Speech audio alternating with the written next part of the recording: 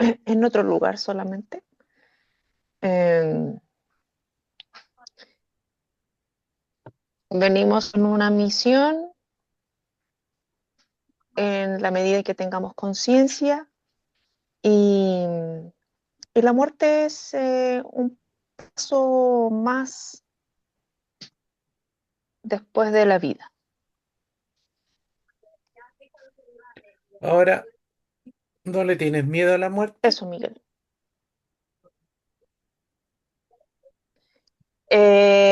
No, por el contrario, creo que me causa mucha curiosidad. Me atrae mucho, me atrae mucho el otro lado. Claro, yo creo que puedo quito, pero por la incertidumbre que me genera.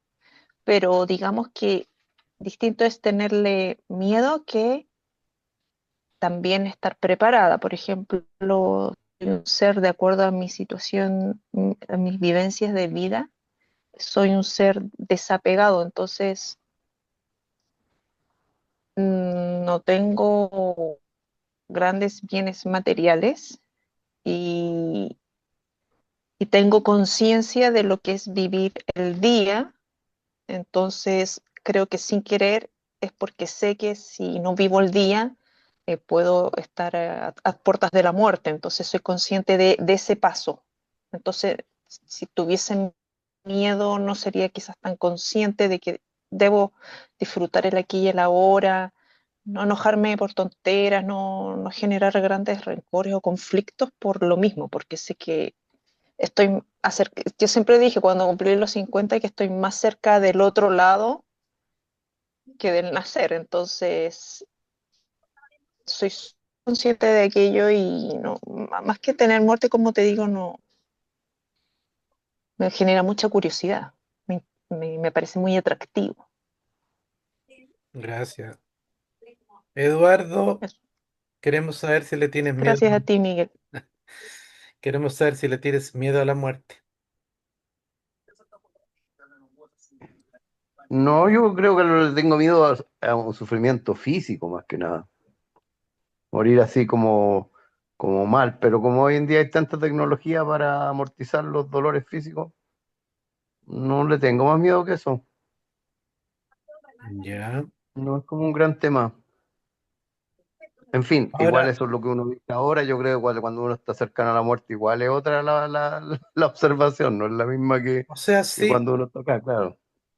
cuando uno está en una situación en donde siente que se está muriendo, muchas veces viene un miedo, un terror natural que viene del instinto de supervivencia, porque tenemos un instinto automático que es el vivir, y eso está en el cuerpo. Por eso si uno, les voy a poner un ejemplo, si uno está comiendo y uno se atora con un pedazo de carne, todo el cuerpo reacciona para no morir en esa situación. Y obviamente que le viene un miedo súper grande. O sea, si uno se libra de esa situación dramática, uno queda con el corazón palpitando, queda muerto de miedo porque ahí funciona el instinto de conservación, de sobrevivencia. También si uno va en un auto y ve que se le está acercando, no sé, un camión de frente, inmediatamente viene un miedo pavoroso que lo hace a uno reaccionar para no chocar y no morir. Y bueno, habría que estar en la experiencia si uno está en una situación de agonía, de qué manera lo puede experimentar. ¿A qué voy con esto? Que eso que nosotros hablamos ahora, que también es un avance, porque primero uno tiene que ir cambiando los paradigmas. Siempre se inicia el cambio de percepción real y verdadero, primero con un cambio de mentalidad, con un cambio de cómo se codifican, se puede decir, aspectos esenciales de la vida. Y eso entra primero como una teoría. Después eso se va meditando, se va reflexionando y uno sí se va sintonizando con una nueva enseñanza, pero todo eso después se prueba en la experiencia. Todo eso se prueba. Ahora, claro, las situaciones límites que puse yo es una muerte trágica que puede ser un accidente, pero la muerte ya en forma más natural sería en una edad avanzada, acostado en la cama, en una especie de agonía. Y ahí cada uno debería probar de qué manera está tomando ese proceso. Si es con calma, si es con sabiduría, si es con aceptación, todo bien, porque de eso va a depender también el proceso que se viva después. Tiene que ver mucho con el momento actual de la conciencia y en el momento de morir también. Ahora, yo anoté algunas cosas de un video que les puse ahí, que Mario Sabán habla de la muerte y creo que me parecieron muy interesantes porque habla de una manera bien simple de ciertos temas que son muy comunes ya de la temática que estamos hablando. Primero que nada, la pregunta es si existe la muerte y muchos conceptualmente, intelectualmente decimos que no. ¿Por qué? Porque solamente en un nivel de percepción ocurre la muerte, que es el cuerpo físico, o ciertos otros aspectos más eh, superficiales, se podría decir, de la existencia, como el cuerpo vital y la personalidad. ¿Ya? Ahí sí podríamos decir que sí existe la muerte. O sea, sí existe y no existe, porque hay ciertos aspectos como el cuerpo físico, ya que indudablemente nosotros percibimos que muere porque se va a la tumba y se desintegra. Y si a eso le llamamos muerte, sí, nuestra identidad, nuestro cuerpo desaparece de este plano. Ahora, si empezamos a hablar de un nivel ya del alma, claro que no es una muerte total y trascendente porque la energía del alma no muere, sino que hay ahí un cambio de percepción, un cambio de vibración, un cambio de estado de frecuencia nomás al alma desconectarse de un cuerpo físico. Así que teniendo esos conceptos claros, podríamos decir que nos retiramos de un cuerpo, el cuerpo se desintegra, la personalidad también con el tiempo, si podemos hablar de tiempo, también se desintegra y el cuerpo vital también se procesa, se transforma, ¿ya? Y quedan aspectos como mucho más sutiles del alma que siguen existiendo en su naturaleza. Bueno, como el alma no muere, nosotros podemos evidenciar lo que se llaman los fantasmas, ¿ya? Los fantasmas desencarnados que quedan atrapados y quedan en un plano intermedio. Algunos lo llaman el astral inferior, ¿ya? ¿Eso está También, en la cuarta dimensión? Perdón, ¿eso está en la cuarta dimensión? así es. Ya. Aunque seres de la quinta dimensión también pueden ser percibidos por canalizadores, por medium. Pero aquí estamos hablando de esas almas que nosotros las denominamos fantasmas, eso, como se llaman los muertos. Ya y hay muchos mediums que pueden percibir, pueden verlos y se pueden comunicar con esta alma. También se le llaman espíritus errantes, porque quedan en una situación de, como digo, atrapamiento, porque hay un proceso que no se ha concluido. Ya, entonces ahí hay un retroceso, podríamos llamarlo, o estancamiento de ese proceso. Son almas en ese bajo astral que no terminaron su misión de alma. Ahora, ¿cómo no la terminaron? En el sentido de que el alma viene a revelar o a develar una información en particular. Eso también se le llama la misión del alma, que hemos hablado de que sí, el alma viene con una misión, viene a un aprendizaje, a una lección. Y eso es, se le llama revelar una información específica, de acuerdo a su a la sustancia particular de cada alma.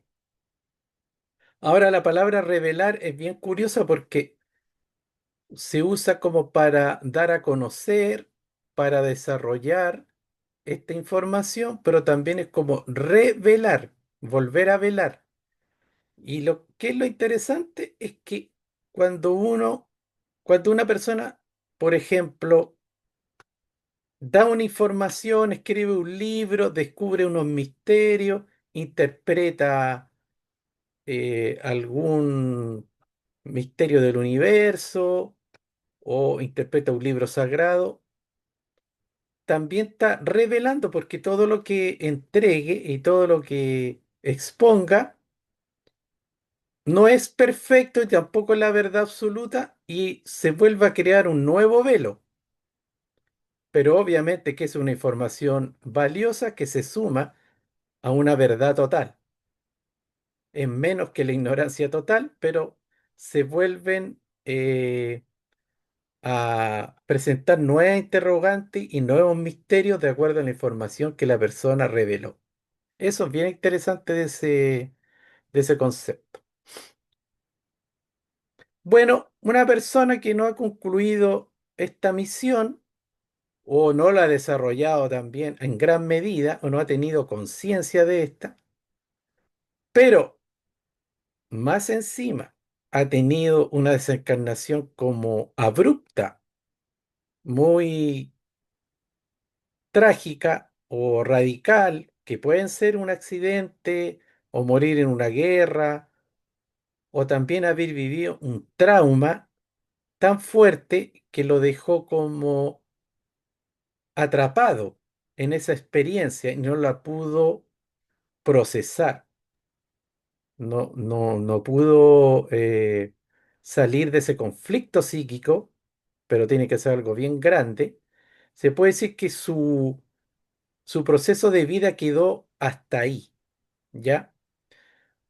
Y también por un proceso puede ser de una gran ignorancia. Entonces, un alma puede vivir un desvío muy grande, que pueden ser haber caído en un vicio, en un alcoholismo, por ejemplo, bastante denso, desequilibrios tales como volverse una persona demasiado negativa, muy un delincuente. Bueno, cosas que son bastante radicales, extremas, como muertes, accidentes o situaciones de vida que se puede decir que cortaron ese aprendizaje, ese desarrollo dentro de su misión de alma. Estos seres quedan atrapados en esa dimensión intermedia, pero en el aspecto inferior, y son esa alma en pena que en muchos relatos nosotros hemos conocido. Incluso muchas almas en otros siglos tuvieron una encarnación y ocurrió algo, solo basta estudiar la biografía y esas almas todavía ahí están manifestándose en ciertos lugares. Y no es solo eso, sino que influyen también en seres vivos. No es solamente que algunos anden rondando y se escuchen y se perciba su actividad paranormal, sino que también influyen en los demás.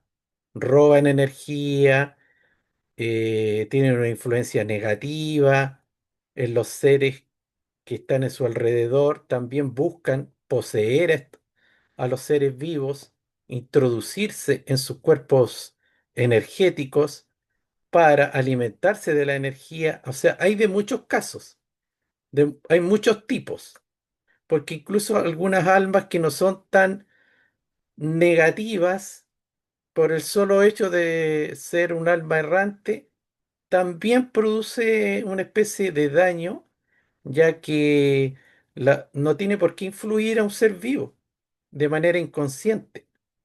No tiene por qué transmitirle sus experiencias de vida, sus pesares, ya, porque igual transmiten, también nos hablan. Nosotros en este momento podemos estar en contacto con desencarnados que nos están transmitiendo una información.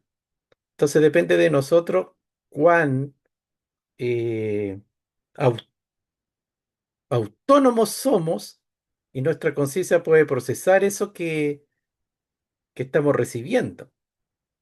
¿Ya?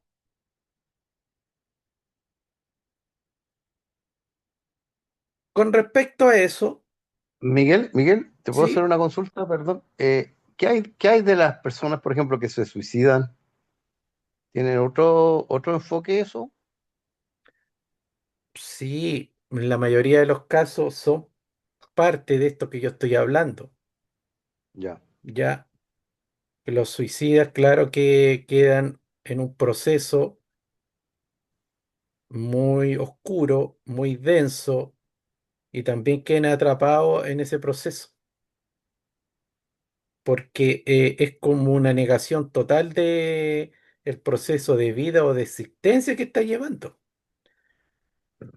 porque su mente, su psiquis cae en una oscuridad, ¿ya?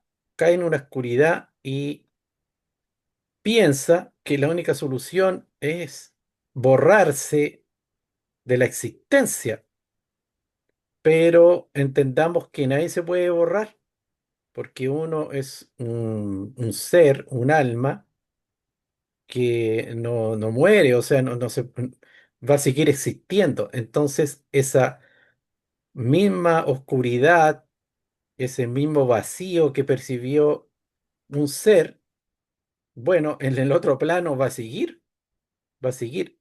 Hemos visto muchas películas que muchas personas entran como en una especie de infierno o de paraíso, pero que tiene que ver con sus propias experiencias. Son co-creaciones propias. Ahí aparecen sus propios miedos, sus propios traumas, sus propias heridas. Y obviamente que alguien que cae en ese vacío, en esa negación, que no puede seguir enfrentando conflictos en este plano y que se suicida, bueno, en el otro plano se va a enfrentar con eso mismo. Y si no lo resuelve, si no lo resolvió aquí, con una personalidad, con un cuerpo, tendría que resolverlo en otro plano, ¿ya?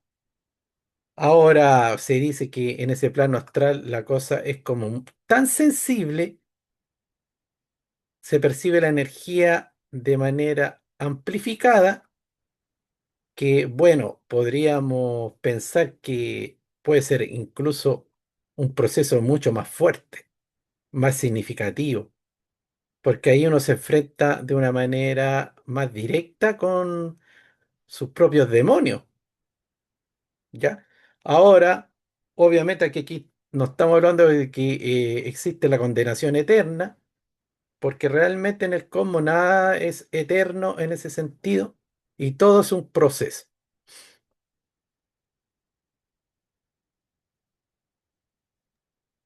Y Perfecto. existen tipos y muchos niveles, ¿ya?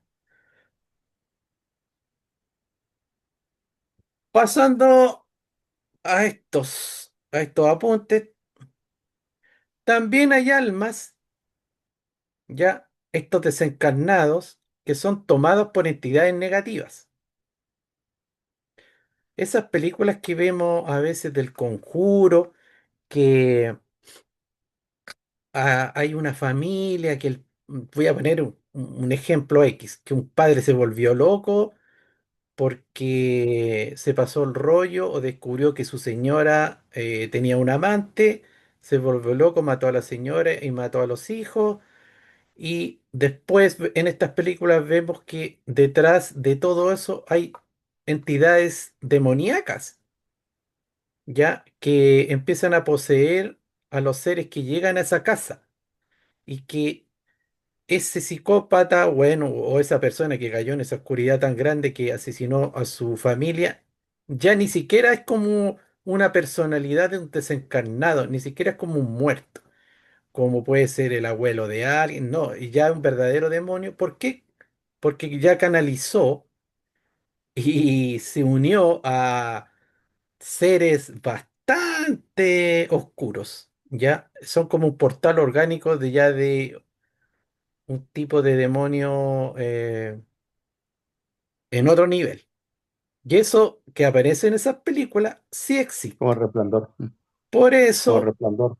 claro, por lo mismo que esto de trabajar con la tabla Ouija, esto de hacer sesiones de espiritismo, son temas bastante delicados, porque a veces se ha visto que estas personas quieren comunicarse con algunos espíritus, algunas almas, pero han aparecido verdaderos demonios o seres bastante oscuros en esas sesiones y han producido estragos, ¿ya? Entonces son prácticas bastante delicadas, riesgosas, y hay que tener ahí las personas que lo hagan bastante precaución.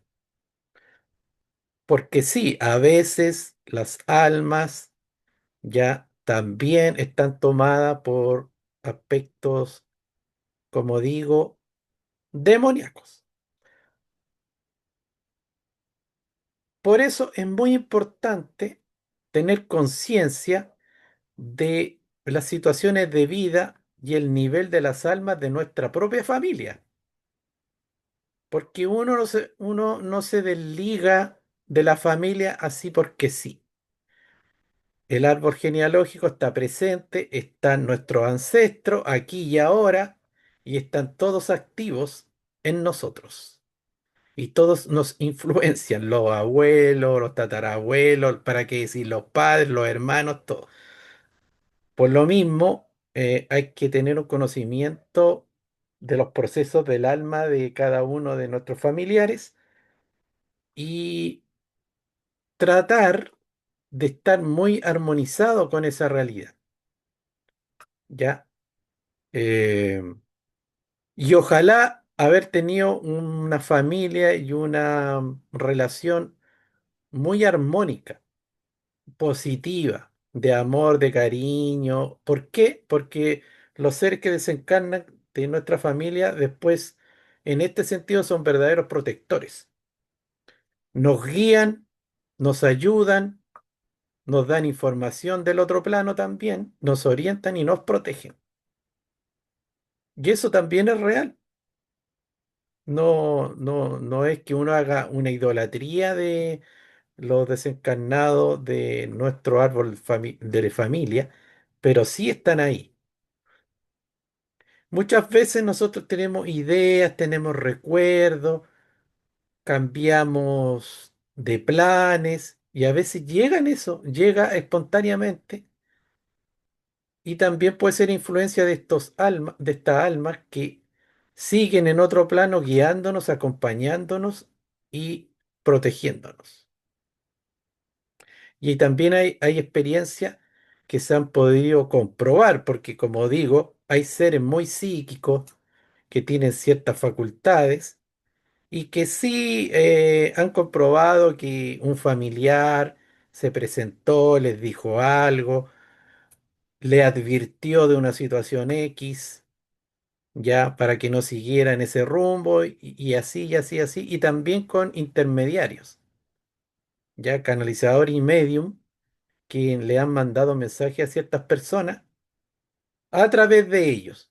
Por ejemplo, oye, tu mamá te dice esto, tu papá me mandó un mensaje para ti, ya, y todo eso son informaciones significativas para quien las recibe. Hay una cosa que es importante cuando un familiar o una persona cercana fallece, es bueno hacerle un acompañamiento de 7 días. Uno tiene que estar en contacto con esa persona y estar orientándolo porque hay muchas almas que cuando desencarnan están muy desorientadas y hay momentos en que realmente creen, sobre todo los primeros días, creen que siguen vivos. Así que quieren seguir con su rutina, no están en un proceso de desapego y de seguir ese proceso de manera muy consciente, sino que a muchos, algunos no se dan ni cuenta que están muertos.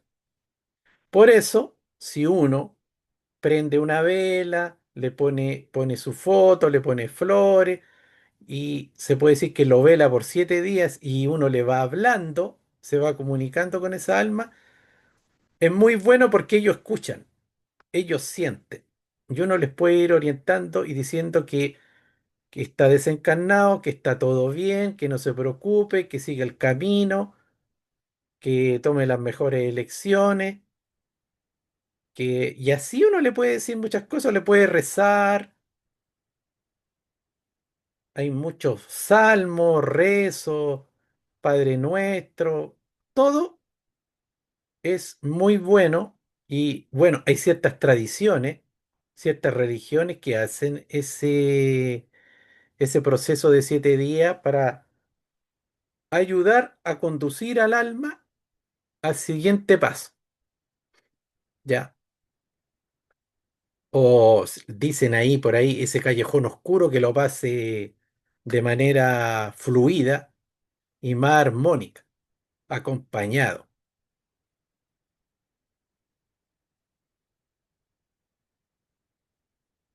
Bueno, tengo, ¿por qué se le teme a la muerte?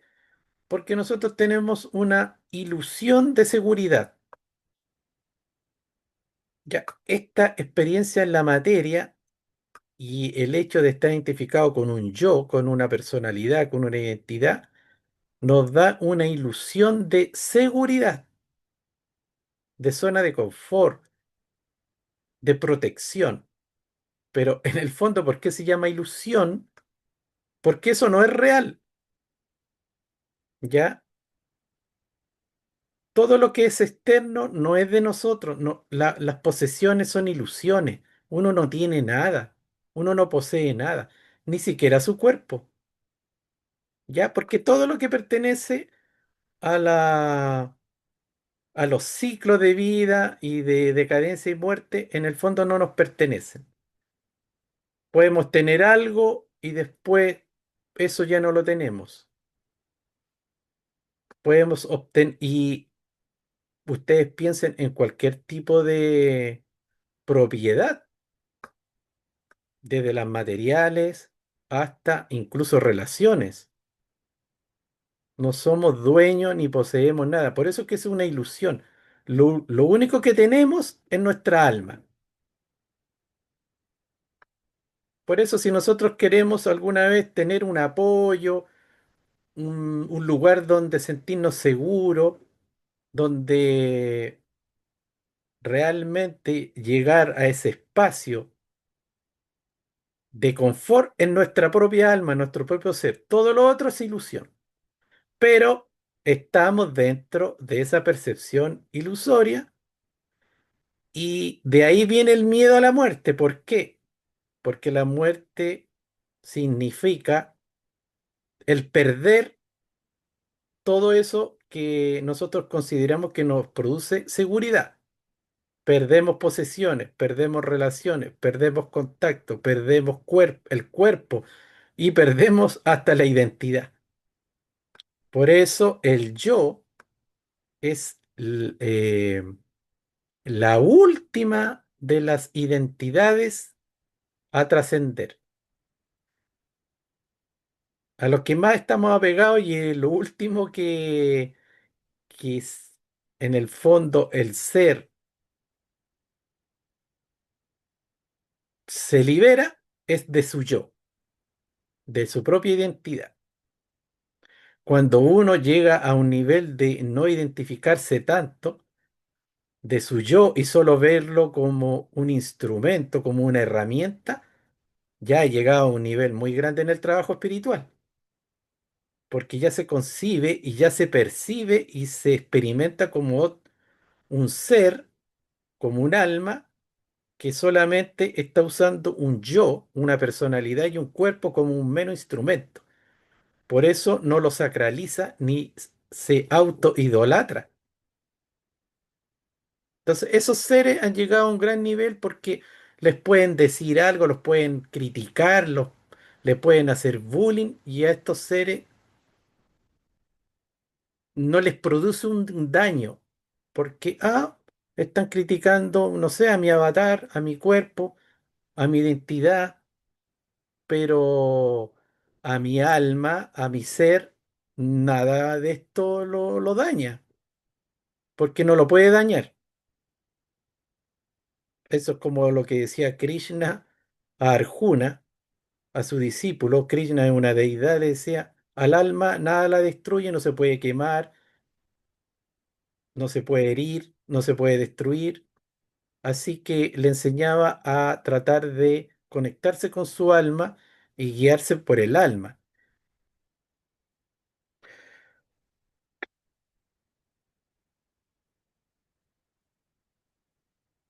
Por eso, cuando no se termina o no se ha desarrollado la misión del alma, el ser vive con una especie de intranquilidad también. Y eso también es un temor a la muerte porque siente que a lo mejor no se va a ir en paz, no se va a ir tranquilo, no va a decir misión cumplida, sino que hay una serie de cosas que él percibe que quedaron ahí, que no se dijeron, no se hablaron, no se armonizaron, no se trabajaron, y eso también produce intranquilidad y temor.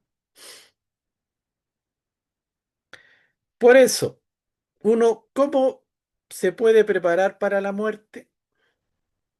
¿Hay alguna preparación para morir? Sí, la mejor y la ideal sería estar desarrollando su propósito de alma, su misión de alma, disfrutando ese proceso, sin estar tan apegado a los resultados, sino que está haciendo lo que le gusta y a lo que vino,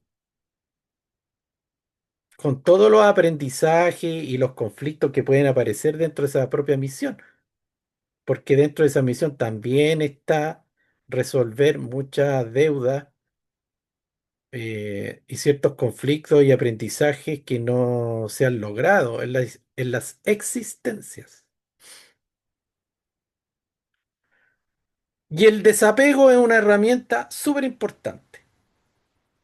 El desapego, entendiéndolo bien, realmente como lo enseñan los seres que saben de esto, ¿ya? El desapego. ¿Por qué? Porque las identificaciones son las que a nosotros nos hacen cometer muchos errores. Y como dije, la posesión ilusoria y también repito, la última desidentificación es con el yo mismo, con nuestro propio ego. Y de ahí que nuestra identidad debería ser un instrumento para el alma, para la luz. porque cuando hablamos de alma estamos hablando de grados de luz también superiores. Hemos visto el árbol de la vida y vimos que hay otros niveles del alma, ya que están, se les dice que son divinos. Bueno, cuando nuestra identidad está al servicio de esa luz, está todo bien, está todo en armonía, está todo en coherencia. Pero cuando la identidad es un instrumento de ella misma, de la misma identidad, ahí estamos en problemas, porque ahí está, ahí sin querer nos estamos idolatrando. Entonces, también en este mundillo espiritual también podemos ver que a veces se usan y se malinterpretan los conceptos. Sé feliz, busca tu camino, cree en ti. eh, ya, pero ¿a quién le están hablando? ¿Están hablando del alma, del ser o están hablando del yo? Porque muchas veces no se hace la aclaración y muchas veces hay una espiritualidad ahí con ropaje de yo, de individualismo. Ya, entonces todos esos consejos, todos esos decretos son buenos cuando uno ya los orienta al ser, al alma, no a la identidad. O sea, cree en ti mismo. Claro, en las cualidades de mi ser tengo que desarrollar mis cualidades del ser, no en el yo. El yo es muy limitado para que yo crea en el yo, para que yo defienda el yo, para que busque el autodesarrollo del yo, eh, para que no me afecte y no me interese el que dirán. Imagínense que yo soy un ladrón o soy un mentiroso y toda la gente en la cuadra andan diciendo que yo soy mentiroso y ladrón. Y yo digo, no, yo ya trascendí, no me importa lo que hablen de mí. No, pero ese ya es una enseñanza espiritual. Me desapegué y me liberé del que dirán. Es una enseñanza espiritual, entre comillas, o de desarrollo interno, al servicio del yo. En cambio, si estoy realizando mi visión de alma y me critican y crean chismes, ahí sí que no me debería importar nada porque estoy realizando mi ser y más encima eso no le hace daño a nadie. Así que si los perros ladran, que sigan ladrando. Ahí hay una diferencia. Desde dónde hacemos las cosas, ¿ya? Y hacia dónde están orientadas. Así que cuando el ego es un instrumento, una herramienta del alma profunda, está todo en orden. ¿Cómo podemos vencer a la muerte? En nuestra pequeña existencia, porque hemos escuchado que un personaje como Cristo venció a la muerte. Y ahí hay muchas interpretaciones de la enseñanza y en muchos niveles. Pero hablando de una manera más práctica, ¿cómo podemos vencer a la muerte? Porque ¿qué es lo que muere? Muere la personalidad, muere el cuerpo, se acaban las relaciones. ¿Cómo podemos trascender a la muerte? ¿A alguien se le ocurre algo? ¿Cómo se podría vencer o trascender a la muerte?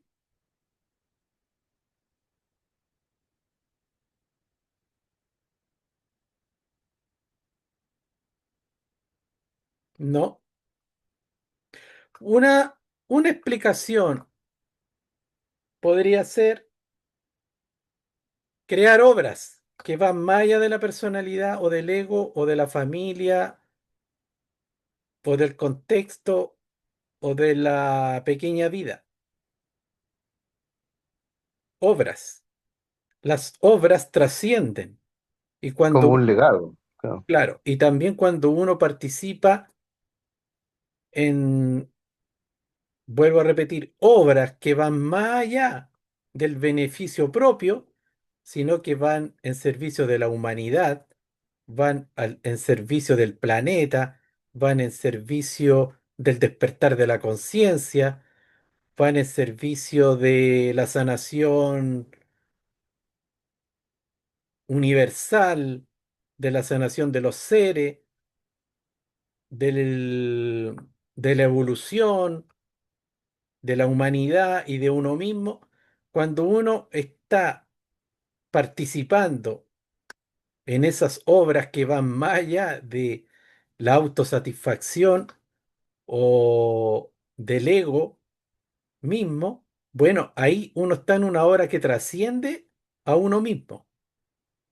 E incluso eso yo lo he escuchado en varias partes cuando dicen, claro, cuando tú estás participando en algo que va más allá de ti, es más importante que ti mismo, es una obra humanitaria, planetaria, de conciencia o espiritual, eso va hasta más allá de la muerte, eso trasciende la muerte. Eso, esa energía, ese nivel de información, esa conciencia queda plasmada, queda materializada en otros planos y en otros planos de tu propia alma. Por eso que trasciende, ya que si te toca de nuevo encarnar, bueno, tú vas con todo ese, a ver, con todo ese depósito en un banco espiritual, en un banco celestial, tienes todo ese depósito. Si lo queremos llevar como a un depósito de dinero cósmico. De ahí que estos personajes como Shakespeare, como los maestros espirituales, como incluso grandes músicos que hicieron obras de verdadera sinfonía o de las esferas, todos estos seres, ellos ya desencarnaron. Su cuerpo ya desintegró, su personalidad también. A lo mejor nadie se acuerda cómo eran ellos, si eran buena pareja, buen amigo, buen hijo. A lo mejor todo eso ya se perdió, ¿ya? Pero ¿por qué los recuerdan? Por una obra trascendente, una obra que está en un nivel del alma superior. Por eso que nosotros, como les digo, podemos hacer obras trascendentes que vayan y superen a la muerte y venzan a la muerte de nuestra propia identidad, sí, podemos. Podemos ser voluntariado, podemos participar en algunas comunidades, podemos hacer obras en ayuda de los demás y de uno mismo, y también podemos cultivar nuestra alma en otros niveles, y ese cultivo del alma está más allá de la muerte. Porque imagínense que una persona ocupa toda su inteligencia, toda su energía, todo su tiempo, todo su esfuerzo, ya dije bastantes conceptos, para acumular dinero. Solo para eso. Pueden ser para otras cosas también, pues no sé, mm, para comprar armas para una futura guerrilla, inventando cualquier cosa. Bueno, usó toda esa existencia para cosas que tuvieron un principio y un fin en esta, como digo yo, limitada existencia y no trascienden para nada. Porque uno, después de la muerte, esa alma no se lleva todo ese dinero ni se lleva todo eso que hizo. Pero como les digo, sí hay obras que están ligadas a otros aspectos que trascienden la identidad, el ego y el cuerpo y una existencia en particular. Miren, hay una cosa que aquí no la vamos a analizar porque es para varias clases que se llama el libro tibetano de los muertos. Si alguien lo ha leído sería genial.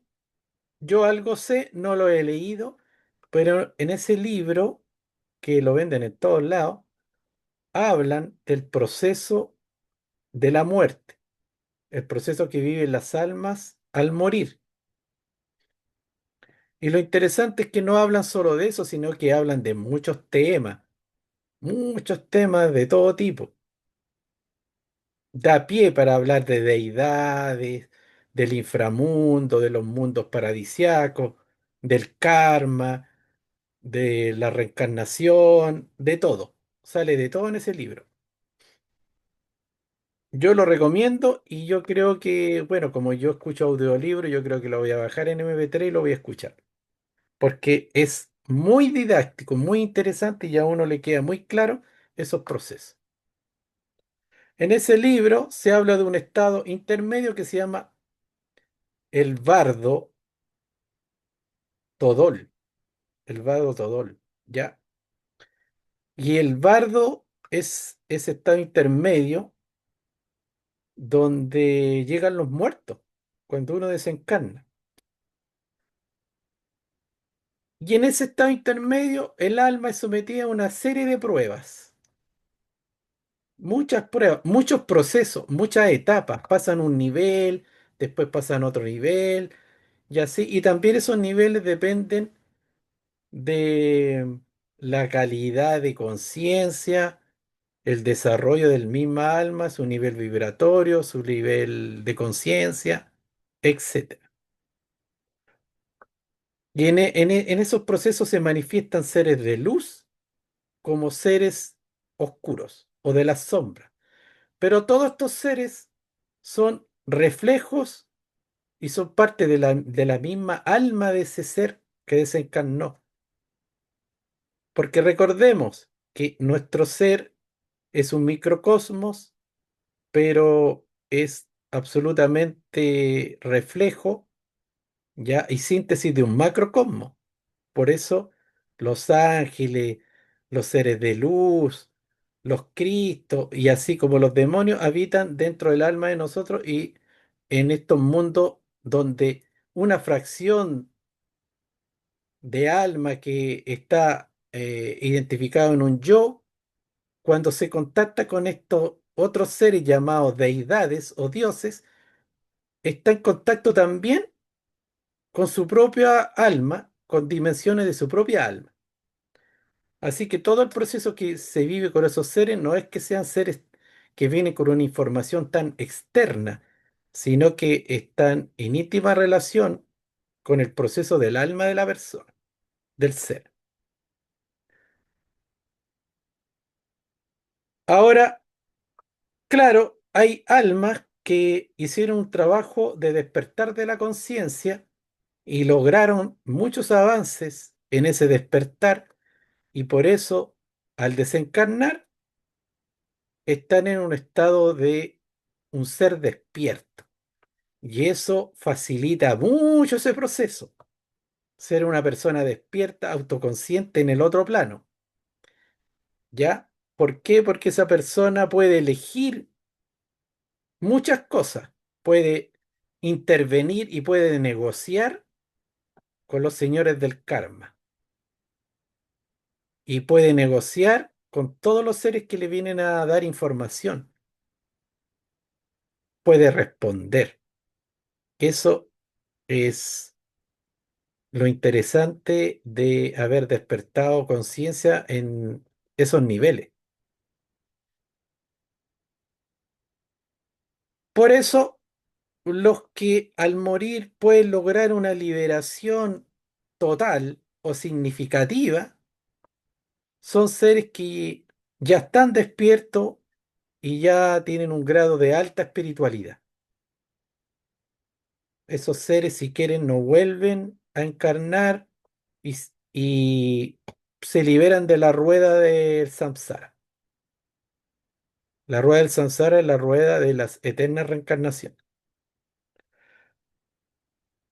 Pero como les digo, este proceso tiene muchos niveles de conciencia, entonces hay algunos que la mayoría vuelve a renacer como un humano, ¿ya? Y hay otros que ni siquiera son destinados a encarnar, a tomar cuerpo, sino que son enviados a niveles del inframundo, del infierno, como se puede decir, porque el infierno no está solamente en las tradiciones cristianas, el infierno está en todas las tradiciones espirituales. Por eso es que los que dicen, no, el infierno no existe, bueno, ahí están haciendo gala de una ignorancia, porque el infierno está en las culturas de, por ejemplo, México, de todo lo que tiene que ver con la cultura chamánica de la Pachamama, hablan de los infiernos, del inframundo, los incas, los mayas, los aztecas, los toltecas, todos. Y para qué decir los egipcios, ya en la India también, los chinos, el judaísmo habla del infierno. ¿Por qué todos hablan? Porque es una realidad, ¿ya? Y eso es los nueve círculos dantescos de la Divina Comedia y también lo que se llama el Averno, los griegos, el Hades, y hay almas que por su condición inmediatamente son enviados a estos mundos de depuración, ni siquiera a tomar un nuevo cuerpo físico, es como que ya se saltaron y son enviados. Así como hay unos que se saltan la reencarnación y se van a planos, podemos decir paradisiaco, planos muy sutiles de conciencia, muy elevados también, para usar conceptos. Hay unos que son enviados inmediatamente a su contraparte.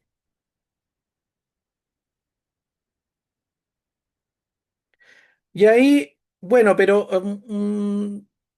una persona término medio entra en esta etapa, se le aparecen seres de luz, deidades que vienen también con una información y también se le aparecen estos aspectos oscuros, estas deidades oscuras que le vienen a mostrar sus defectos, sus traumas, sus distorsiones y le muestran el karma que todavía tiene que saldar, que tiene que rectificar.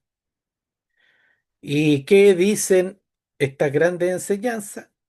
Que el ser despierto, el ser consciente en ese plano, ya ni siquiera se tiene que identificar con los seres de luz ni con esas oscuridades, sino que tiene que verlo como aspecto de su ser y tiene que ya no identificarse, o sea, ni siquiera apegarse a esos seres de luz con una identificación inocente, infantil, ya, sino que tiene que verlos como lo que son, aspectos de él, ¿ya? Y también, y menos con los seres oscuros que solamente le quieren producir remordimiento, miedo y temor, y culpa y vergüenza. No, el ser despierto ni siquiera tiene que caer en una identificación con todos esos aspectos de su alma que se le van a presentar. Y esto obviamente son palabras mayores, ya que es como lo que dice Jung, la individuación, la capacidad de un alma de estar más allá del inconsciente colectivo, ya sea de luz o de oscuridad. Eso sí que, como les digo, es un desarrollo superior, porque ahí, como les digo, puede negociar y puede optar por el mejor destino a, a seguir por ese proceso a un nivel más consciente. Bueno, esa es la introducción.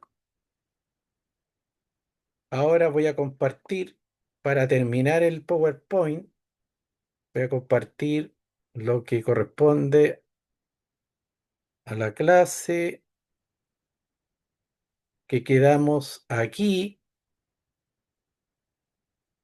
que está, hablamos de otro libro que era el libro de los muertos egipcios, que guarda muchas similitudes. Si bien es cierto, ahí sale otros mitos, salen otros dioses y se explica el proceso.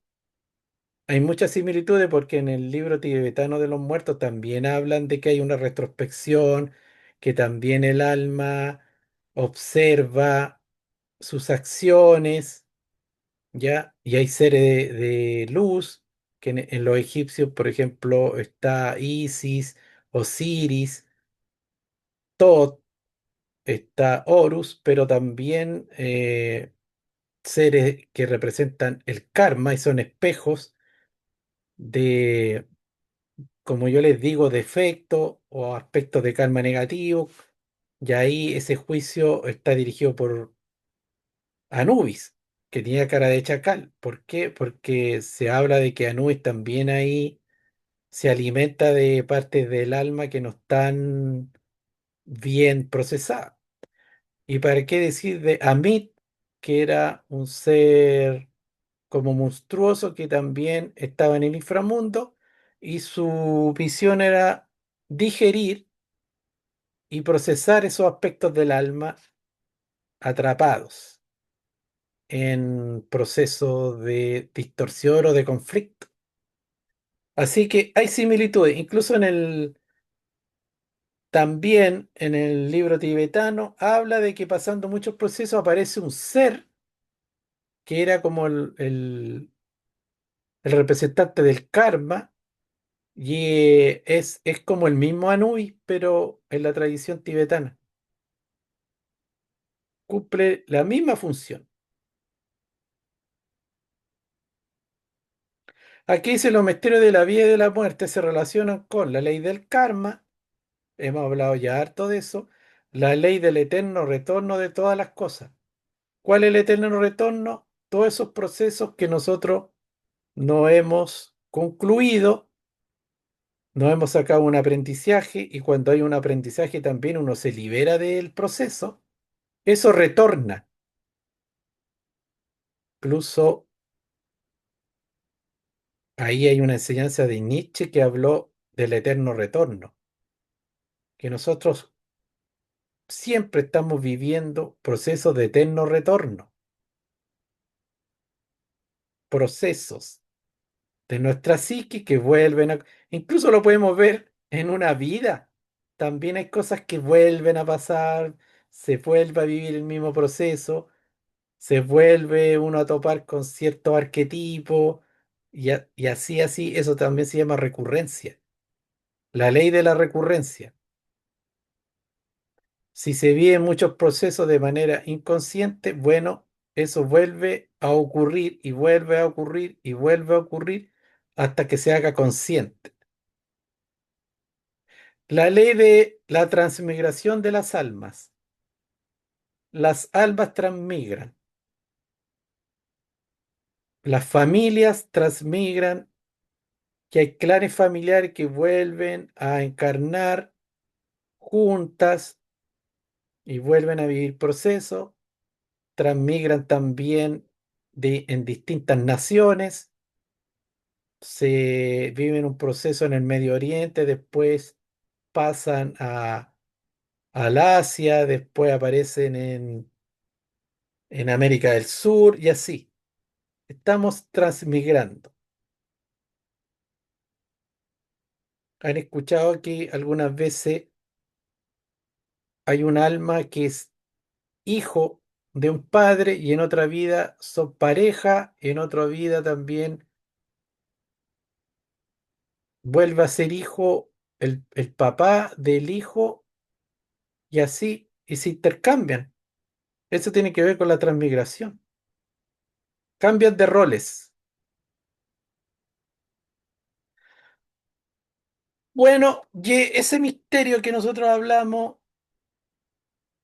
de el libro de egipcio de los muertos tiene una relación con el Códice Laúd. El Códice Laúd es de origen mexicano. Ya encontramos muchos aspectos estudiados en esta conferencia de los misterios de la vida y de la muerte. Tomemos algunos ejemplos de la develación que hace Guillermo Corpi en su libro El Códice Laúd, el libro mexicano de los muertos. Y si nosotros vemos, este códice tiene una relación muy estrecha con las mismas enseñanzas que aparecen en el libro egipcio. De ahí que hablamos que, bueno, estos conocimientos aparecen en una cultura, aparecen en otra cultura, en distinto tiempo. ¿Por qué? Porque son procesos reales, objetivos. Y los que bajan esa información, bueno, la bajan en una cultura X y en un tiempo determinado. Otros después se contactan con esa información y la bajan en otro tiempo y en otra cultura. De ahí las similitudes. Aquí dice el secreto de la muerte. El misterio de la vida no se pueden comprender sin antes no se han comprendido los misterios de la muerte. Esta cuestión está tan chica la letra. El estudio y comprensión de los misterios de la muerte se hacen necesarios en el camino del despertar de la conciencia. Existen tres tipos de muerte: la muerte física, la muerte psicológica y la muerte segunda. A grandes rasgos, la muerte física ya hemos hablado, la muerte psicológica es la transformación de yoes, ya la disolución de muchos yoes, de los cuales estamos identificados de manera inconsciente. Esa es la muerte del yo, pero podemos llamarle la trascendencia del yo, le podemos poner muchos nombres. Y la muerte segunda es cuando el alma se le acaban las oportunidades de sus encarnaciones y baja a esos mundos del inframundo a depurarse, a reciclarse completamente para quedar limpia y volver a un proceso macro, ya sea en el mismo planeta o en otro planeta, porque las reencarnaciones tienen un número finito, no son infinitas. Por ejemplo, en este planeta, en el proceso de plan de este planeta, uno no tiene 2 millones de vidas, tiene un número. Y si uno cayó en la ley de involución, bueno, esa alma es depurada en esos mundos infiernos, como se llama, es reciclada completamente y vuelve libre a vivir un nuevo ciclo de muchas vidas y puede ser hasta incluso en otro planeta. Códice la UP3. Corte del cordón por un ángel de la muerte. ¿Se acuerdan que hablamos del ángel de la muerte que cortaba el cordón? Bueno, aquí en el Códice la U de México aparece lo mismo. Y el ángel de la muerte, vean la forma que tiene. No es muy bonita. Dice, Códice Laúd P4, no sé qué es eso. Desmayo de la conciencia, 3 días y medio. Hay un proceso de 3 días y medio que la conciencia está como aturdida, como no sabe dónde está, desmayada. Después de la muerte, la conciencia, el río de navajas y se dirige al juicio. Miren, ahí se ve un juicio idéntico a lo que vemos en el juicio de Osiris de los egipcios. O sea, de que hay un juicio y de que el alma se le miden sus virtudes, sus defectos, su grado de conciencia, sus valores, sí, hay juicio. El ego espera en el limbo el resultado del juicio. Miren, aquí aparece muchos de estos seres, ya. Ahora, esto sí que es fantástico. Representación de, oye, no sé cómo se podrá renunciar, Tezcatlipoca, Tezcati, Tezcatlipoca, ya, con cabeza de coyote, idéntico a Anubis, cabeza de chacal de los egipcios. Aquí también aparece el cabeza de coyote. Obsérvese 42 sillas del Tribunal del Karma en Egipto y las de los 43 jueces en Zempoala. O sea, otra similitud matemática.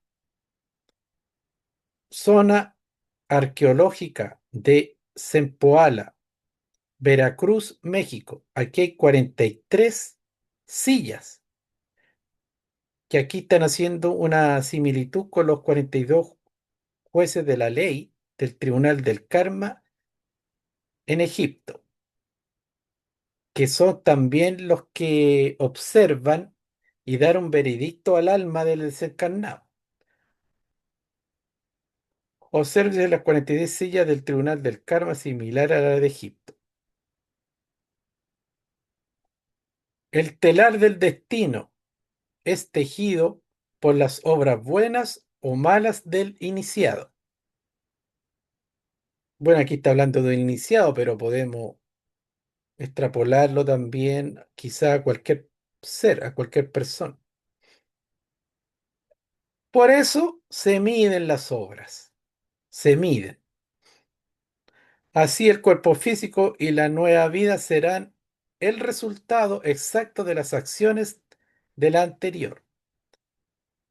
Retorno inmediato. Aquí este códice muestra cuando un ser retorna y es a una encarnación inmediata. Aquí también aparece otro proceso, ingreso a los mundos soterrados o infiernos. Bueno, parece que a este ser le tocó un aprendizaje a ese nivel. Y aquí aparece vacaciones en el nirvana.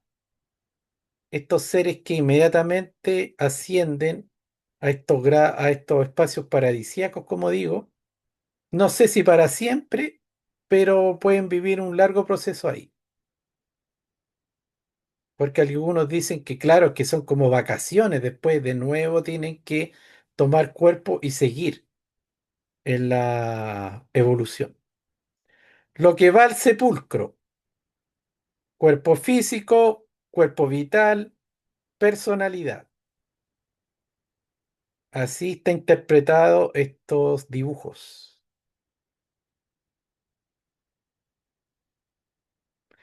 Mire, aquí este dibujo que tiene como figura de hombre es la personalidad. Y acá debería, no sé exactamente, pero aquí tiene que estar el cuerpo físico y el cuerpo vital. Ya en este otro códice, disgregación de los componentes del ser humano: cuerpo físico, personalidad, esencia, cuerpo vital. Se disgregan. Y para finalizar, bueno, aquí hay una imagen de la muerte y como en todas las tradiciones aparece como bastante terrorífica. Evidentemente, si queremos descubrir la experiencia directa, aquello que continúa más allá de la muerte, debemos archivar los procesos razonativos y sentar una base sólida para la verificación de eso que está más allá del tiempo, de aquello que continúa y no puede ser destruido con la muerte del cuerpo físico. Debemos comenzar a investigar qué somos realmente, qué parte de nosotros se queda en el panteón o cementerio y qué continúa más allá de la tumba.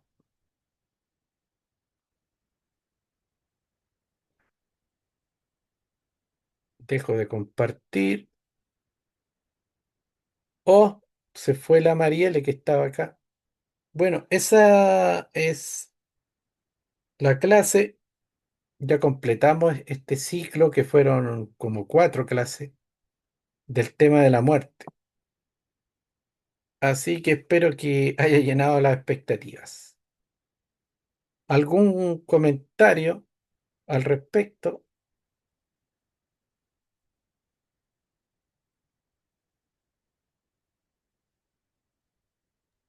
Muy interesante. ¿Qué res- Yo rescato el hecho de que uno tiene que perder el temor a la muerte y que al final la muerte en términos reales no existe y que eh, se puede tratar de que el proceso no sea tan complicado, el paso. Claro, ¿algunas otras claves que pudieron rescatar?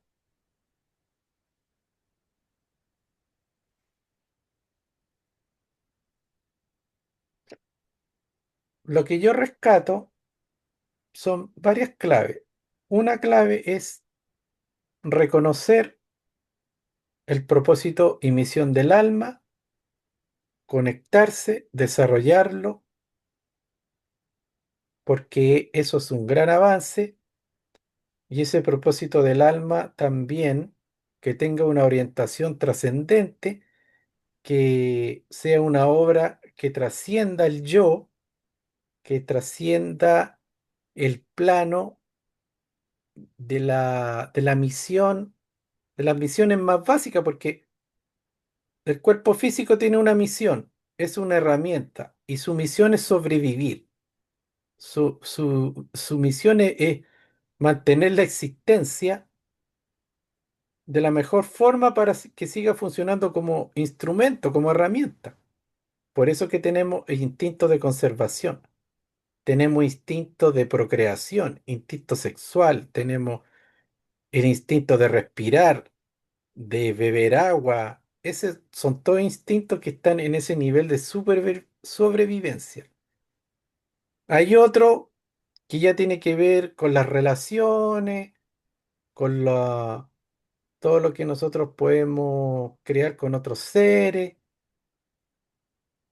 Son niveles del ser, pero son niveles básicos. No por eso los vamos a despreciar o negar, no, son básicos. Ya, pero eso tiene su tiempo y su espacio limitado. Y hay otros niveles que corresponden a esas obras del alma en donde está esa misión. Reconocerla y desarrollarla es una clave, porque está íntimamente relacionado con lo que viene después de la muerte del cuerpo. Una clave. O sea, aquí tenemos dos claves. El alma, desarrollar una obra que nos trascienda a nosotros mismos.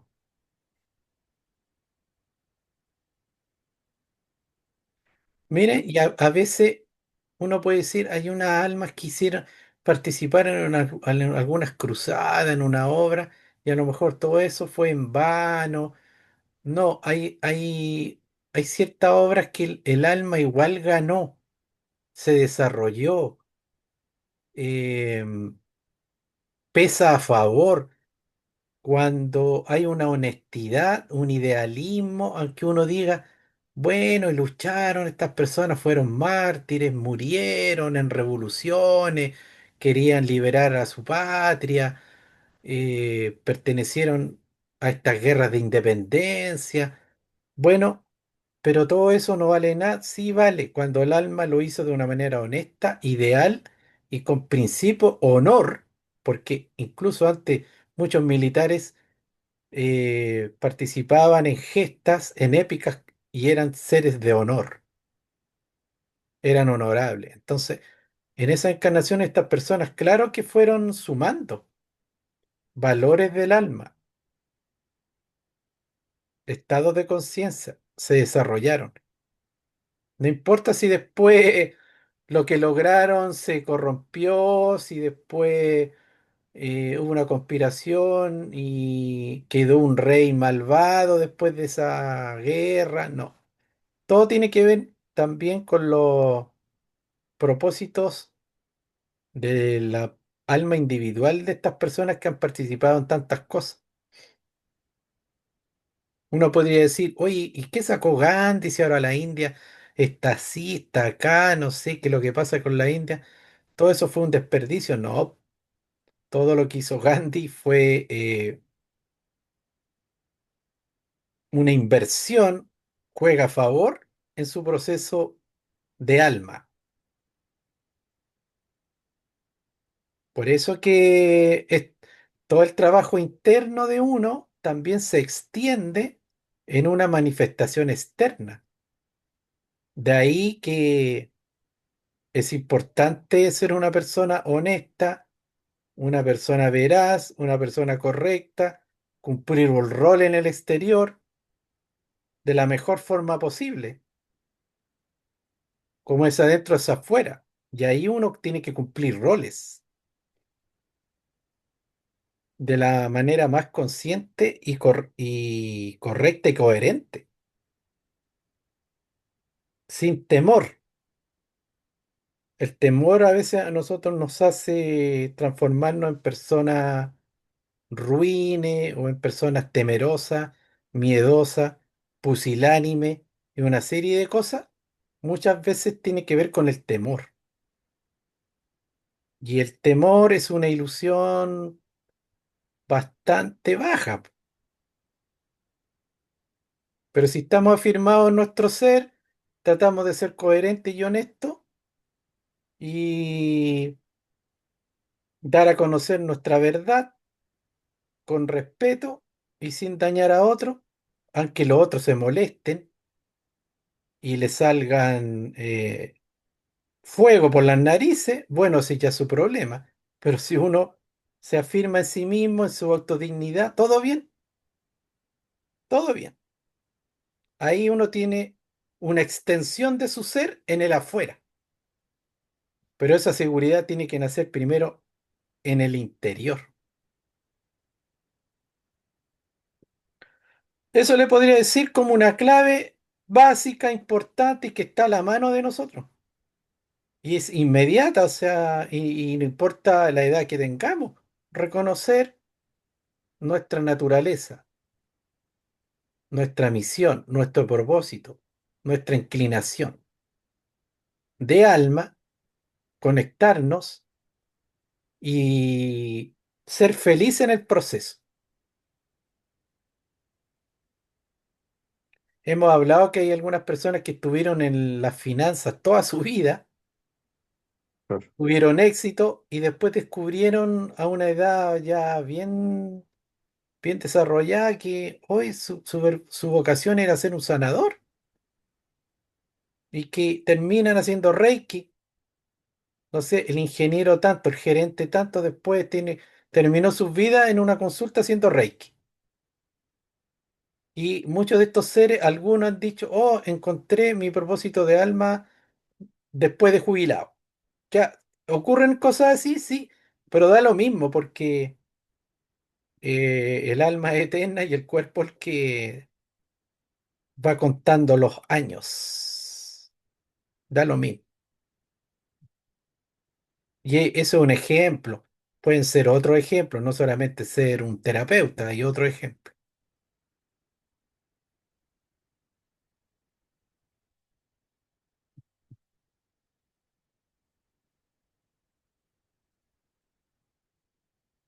Nada más,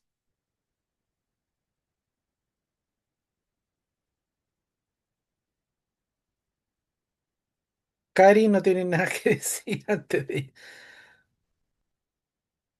irnos Es que a... diría mucho, pero nos seguiríamos extendiendo, Pero esa es la idea. pero tiene, eh,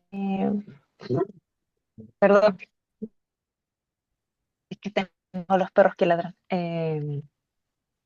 Es un mundo este tema porque de alguna manera uno a veces no descubre que puede trascender en vida hasta que te suceden cosas o la vida misma te va mostrando cuál es, como dices tú, el propósito del alma, o sea, descubrir para qué estoy, para quién soy.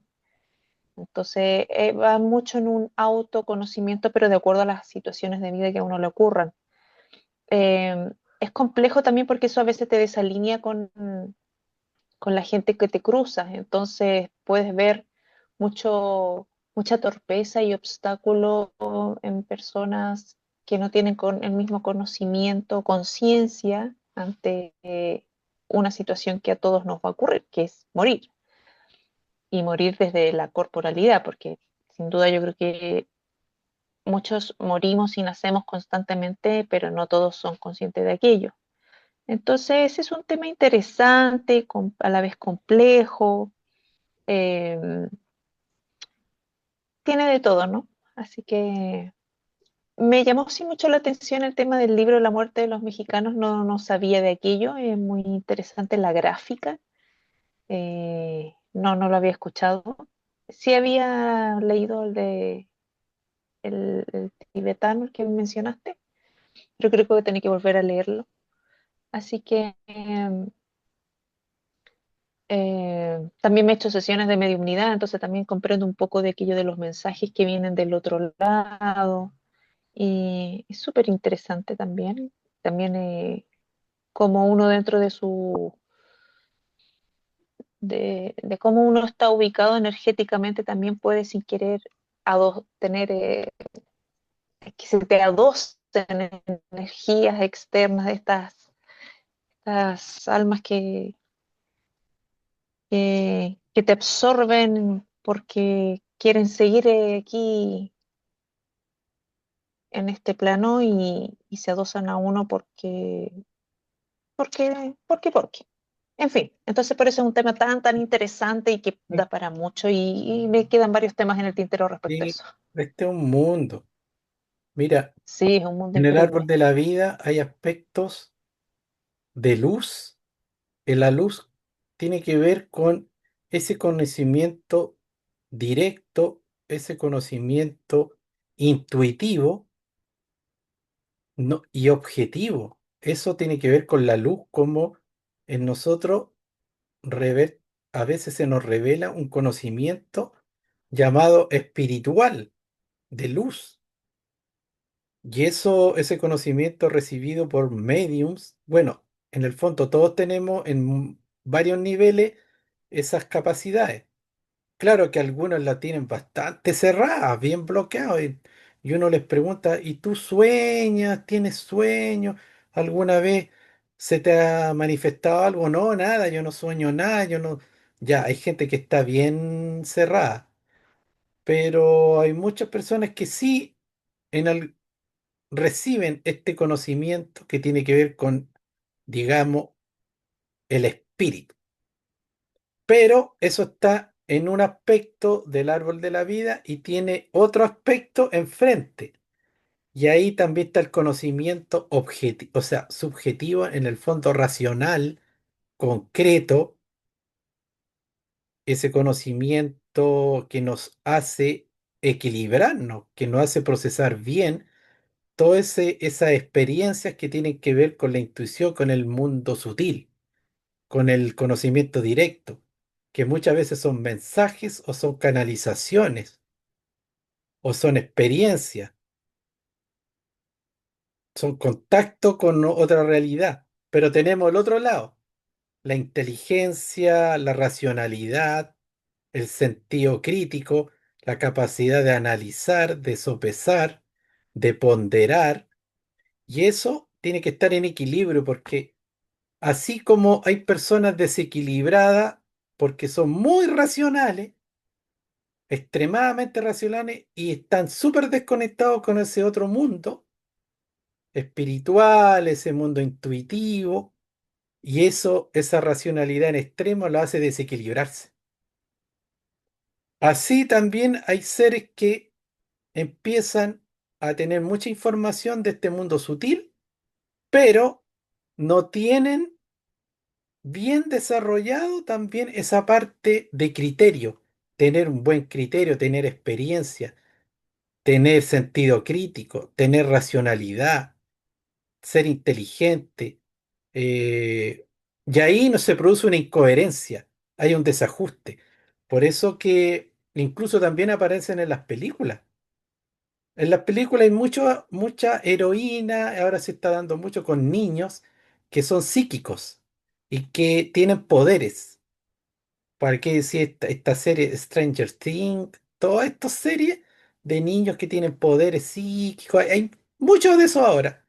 Y viven vidas bastante desequilibradas y a veces son poseídos por entidades y a veces también son absorbidos y viven procesos bastante accidentados porque todavía no logran un equilibrio con esos otros aspectos que también son parte de nuestro ser, que es esa mente racional.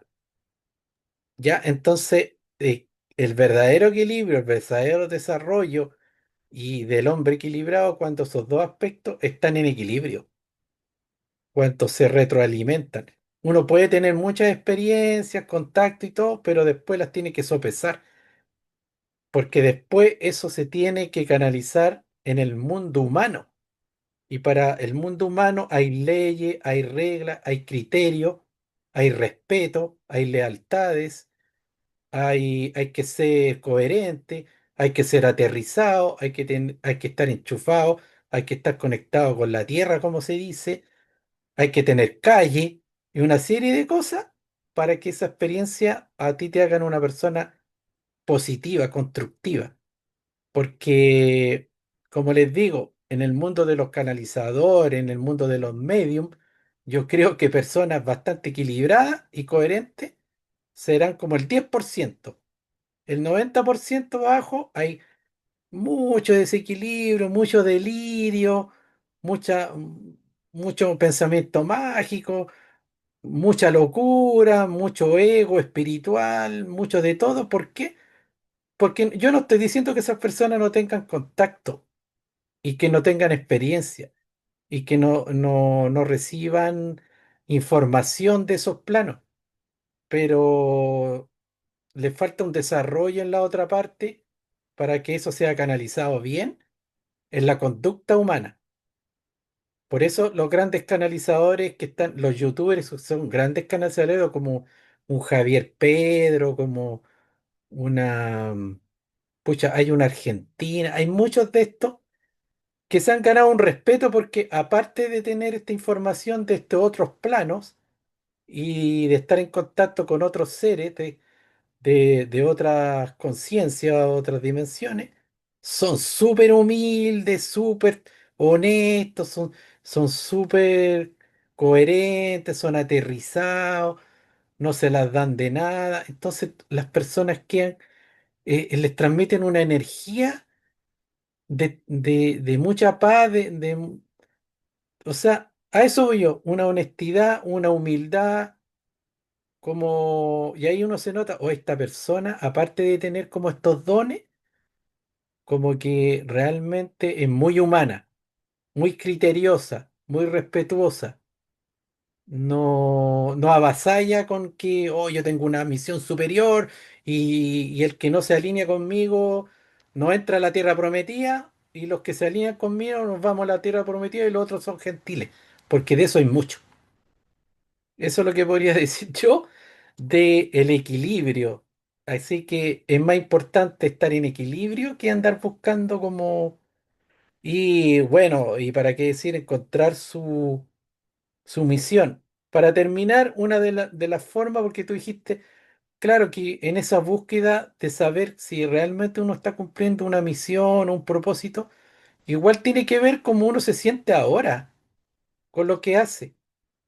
Porque cuando el alma no está cumpliendo su misión, hay hartos grados de vacío, hay hartos grados de vacío existencial, de sinsentido, de a veces sentirse bloqueado o sentirse sin ánimo, sin entusiasmo, sentirse un poco deprimido, esas son señales del alma, ¿ya? Pero cuando uno está conectado con su propósito, esas manifestaciones son menores, no son una constante.